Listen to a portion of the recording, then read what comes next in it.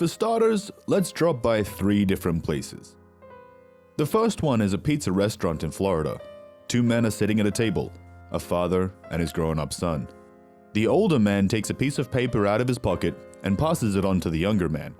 Written on it are the rules that the son must follow, and the major one is he has to stop communicating with Silvie. If the son doesn't obey, he must move out of the family house. He has to choose between his kin and his dream girl. This is the story of Grant Amato, the story of his choice. The second place is a chat room. Cams are on, Sylvia and Grant are flirting. He is a wealthy professional gamer. He's got a house to his name, drives a BMW, and showers Sylvie with presents. Who could resist a man like that? Sylvie is passionate and seductive. She willingly strips before the camera. She accepts all the presents and sends postcards in return, along with her photos and lipstick kisses. She calls him a superhero. The third place we have to visit is this spacious house on a vast property in Chulliota, Florida. Here lives a family of 4, Grant Amato, his parents, and a brother. His mother, Margaret, is a manager at Nuance Transcription Services. She loves horses and spends all of her free time at the stables. Chad, the father, is a pharmacist and a lover of computers. Their sons, Cody and Grant, are grown-ups but still live in the house. There's room for everybody. The eldest brother, Jason, lives elsewhere but is close with the rest of the family. He's a mortgage underwriter. Grant is 2 years younger than Cody. People often say they're best friends. They both were on the weightlifting team. Both were into anime and Japanese culture. Later on, Grant would write about Cody in one of his letters. My brother Cody, whom I called my Nini, which is Japanese for big brother, I felt was my guardian angel.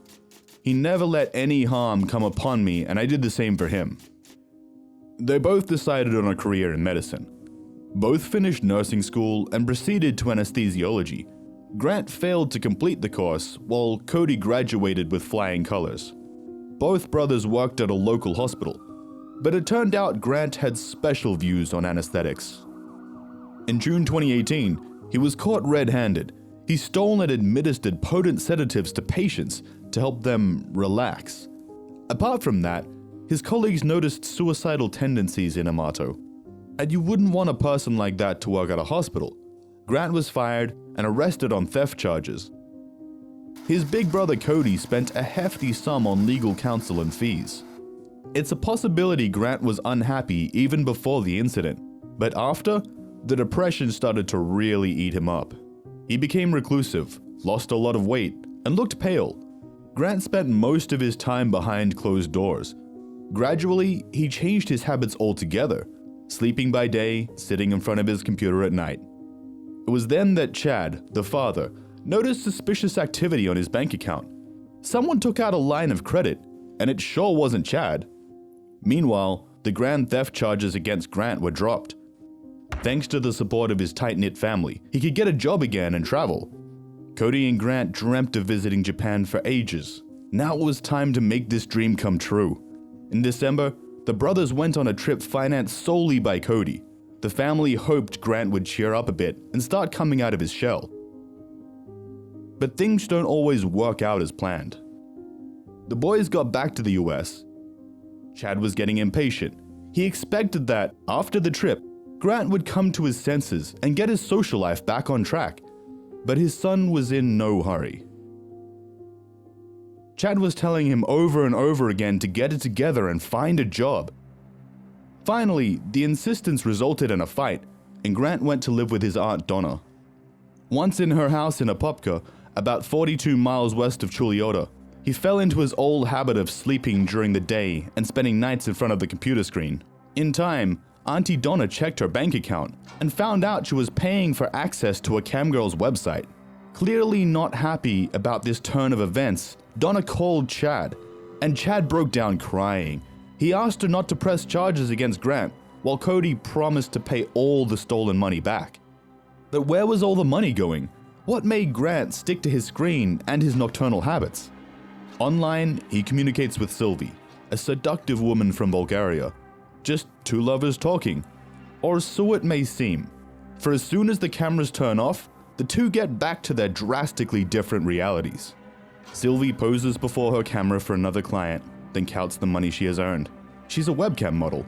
Being caring, attentive, and seductive, that's all part of the job. And this rich gamer is her regular client. But in reality, Grant is not rich at all. He's got no income. He's almost 30 and lives with his parents. There's no house or BMW to his name. The money he pays for the website access is earned by his family members. The only thing that Grant has is her, Sylvie. Gradually, she overshadows the rest of the world for Grant. He truly believes this woman is the only thing that matters in his life, and all the people standing in his way are villains and abusers. He would do anything for Sylvie, even if it goes beyond common sense. Talking to Sylvie is expensive, $10 per minute, and to be able to pay, Grant took a loan from his father and brother, $200,000. It seems the man genuinely thought this was a proper romantic relationship. He continued paying Sylvie and fantasizing about their true love. Here is what he would write to the camgirl's fans later on. Seeing her so happy without me in her life is something I hope you guys never have to live through. It is a feeling that rips your heart out and makes me realize how pointless everything is without her. Grant's family arranged something of a rescue operation. The parents and two brothers drove to Aunt Donna's house, where Grant lived at the time. He was sent to a rehabilitation center to fix his pornography addiction. He enrolled of his own free will. It was a 60-day program, but Grant decided he'd had enough in just 2 weeks. Cody had already paid for the whole course, a whacking $15,000. The Amatos didn't even try taking Grant back to the clinic. The rehab was voluntary, after all. Instead, Chad met up with his son at a pizzeria and gave him the sheet of paper with the ultimatum. Grant had to go into therapy and pay back the money he owed to his family, and, sure enough, stop communicating with Sylvie. If Grant doesn't follow the rules, he's got two options: join the army or move out. And forget about any financial help from the relatives. This is a promise. You better heed the warning. It's real. Chad had been busy during the 2 weeks of Grant's rehabilitation program. He logged into his son's computer, found Sylvie, and had a chat with her. The father told her Grant was not the man he seemed to be, and, most importantly, he didn't have money of his own. For Sylvie, it was simple. No money, no dates. Grant was beside himself with anger. He decided then to ease his conscience and win his woman over again. In his mind, he wronged Sylvie by lying to her about his wealth. And so, on December 22, he made a sort of coming out. He wrote a letter to his online friends from Sylvie's chat room. He confessed that everything he told them about his life was a lie. Apart from that, he wrote he was very angry with his family. They invaded his personal space. They sent him into rehab. They tried to control him, and they were all against Sylvie. The man didn't fully understand what a real relationship is like, says Todd Grande, a mental health specialist. In his words, Grant could as well be in love with a vending machine. Pay $1, get a treat. And Grant developed a disastrous addiction to those treats. He lost track of reality. He had it in his mind that he really couldn't live without her, like his very existence was threatened. Without her, he would be nothing. January 25, 9:17 a.m. Police officers come up to the Amato's house. They were looking for Cody, who hadn't shown up at work. No one answered the door, so the cops pried it open with a knife. Cody was inside, dead. And his parents too. Cody Amato was in his nursing scrubs. He was shot in the face. A gun lay nearby. His father's body was in the kitchen. Chad was laying face up, though he'd been shot in the back of the head. Margaret died in her office, in front of her computer. A robbery? No valuables were missing. No signs of an intruder. However, a so-called digital footprint would tell a great deal. A lot was going on with the gadgets in the house that evening. Forensic specialists carefully analyzed the data. The evidence helped them get a complete, horrendous picture of the crime. On January 24, Margaret was working on a computer till 4:40 p.m. sharp. After that, all the activity on the computer ceased.